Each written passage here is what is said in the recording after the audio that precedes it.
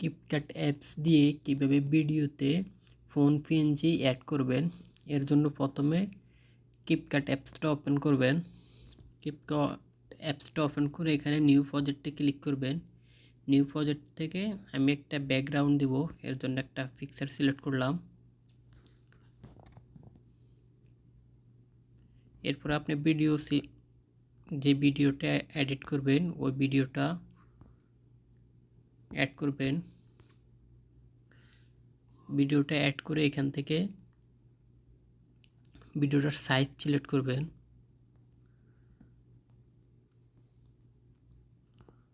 এখান থেকে ভিডিওটার সাইজ সিলেক্ট করে নেবেন। এরপরে এখানে যে স্টিকার অপশনটা আছে,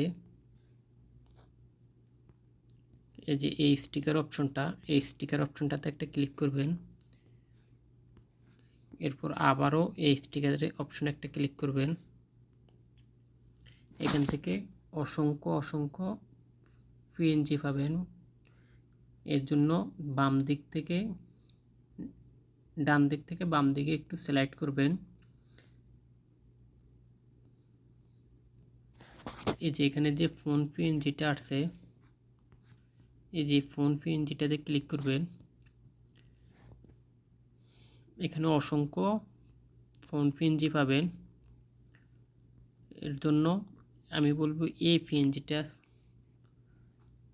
পিএনজিটা আপনারা সিলেক্ট করবেন। এই পিএনজিটাতে আমি ক্লিক করলাম। এখান থেকে আপনার যতটুকু দরকার জুম আউট করে নেবেন। যতটুকু আপনার দরকার অতটুকু রাখবেন। অতটুকু রেখে এখানে যে তীর চিহ্নটা আছে, টিক চিহ্ন, এই টিক চিহ্নতে ক্লিক করবেন। এই টিক চিহ্নতে ক্লিক করে আপনি ফোন পিএনজিটাকে বড় করে দিবেন যতটুকু আপনার ভিডিও।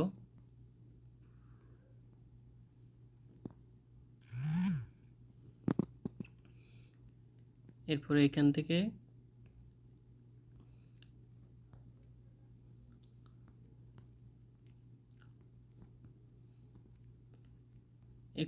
আপনি এই মার্কস অপশনটাতে ক্লিক করবেন। এই যে মার্কস অপশনটাতে ক্লিক করবেন। এখান থেকে এই অপশনটাতে ক্লিক করবেন। রিসেন্ট ট্রায়াঙ্গল, এই অপশনটাতে ক্লিক করবেন। এই অপশনটাতে ক্লিক করে আপনার ভিডিওটা যতটুকু দরকার উপরে যে তীর চিহ্নটা দেখতে পাচ্ছেন, এই তীর চিহ্নটাতে ক্লিক করবেন। ক্লিক করে আপনার যতটুকু দরকার ওটাকে উপরের দিকে টেনে দিবেন।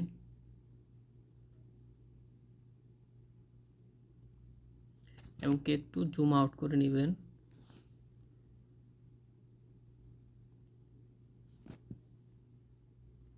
এখান থেকে এই যে এই টিক চিহ্নটাতে একটা টিক দিয়ে দিবেন বা ওকে করে দিবেন। আমি এখানে ওকে করে দিছি। এই যে আমার ভিডিওটা এখন সম্পূর্ণ হয়ে গেছে।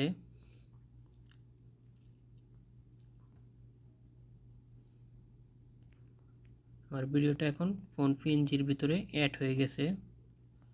এভাবে আপনারা ফোন পিএনজিতে ভিডিও অ্যাড করবেন। এই যে আমার ভিডিওতে এখন ফোন পিএনজি অ্যাড হয়ে গেছে। এভাবে আপনারা ফোন পিএনজিটা অ্যাড করবেন। এরপর আপনি আরও যা বেল আইকন বাটন অ্যাড করবেন, যা যা অ্যাড করা দরকার আপনার চ্যানেলের লোগোটুকু ওগুলো অ্যাড করে দিবেন। এভাবে আপনারা আপনাদের ভিডিও ফোন পিএনজি অ্যাড করতে পারবেন।